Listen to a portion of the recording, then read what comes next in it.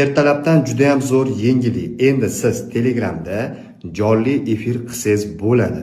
Qanaqa qilib desanglar, hozir sizlarga ko'rsataman. Mana 10 tomonga sursangiz, story qo'ysangiz bo'ladi, to'g'rimi? Endi mana bu joyda live degan bo'limi qo'shilgan.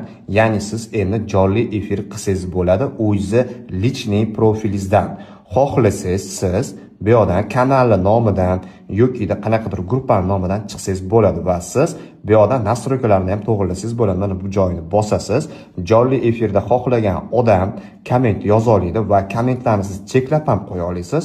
Xohlasangiz hammaga ko'rinadigan jonli efir qilsangiz bo'ladi. Xohlasangiz kontaktingizdagi bor odamlarga ko'rsatadi jonli efirni va bliski yaqin insonlaringizga ham ko'rsatadi, mana ko'rayotgan bo'lsanglar. Mana endi siz bemalol Telegramda jonli efir qilsangiz bo'ladi. Mana live bo'limi qo'shilgan.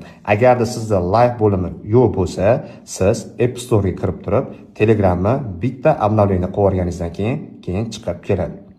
Telegramning oxirgi versiyasi turibdi. Kirasiz va bitta obnovleniya qilib olasiz. Keyin mana shu joyda Telegramda sizda live bo'limi qo'shiladi. Endi siz Telegramingizda xuddi Instagramga o'xshab jonli efir qilsangiz bo'ladi. Mana start live stream bosamiz va jonli efir уже boshlanadi. Mana shu yengillikni barcha iPhone ishlatadiganlar va Android ishlatadiganlarga jo'natib qo'yiladi va Telegramingizdan navid qilib oling.